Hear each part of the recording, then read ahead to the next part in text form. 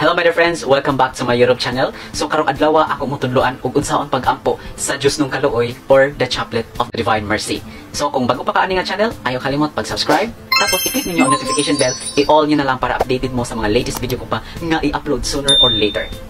Okay, let's start. So ang buhatan ninyo magkuha og grosaryuan. Tapos ang inyong buhatan my friends kani cross. So make the sign of the cross in the name of the Father and of the Son and of the Holy Spirit. Amen.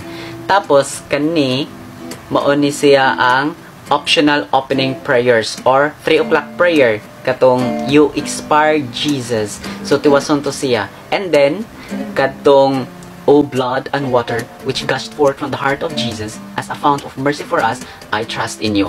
3 times na ninyo isulti. Okay? Tapos, next. Kani, mauni siya ang Our Father.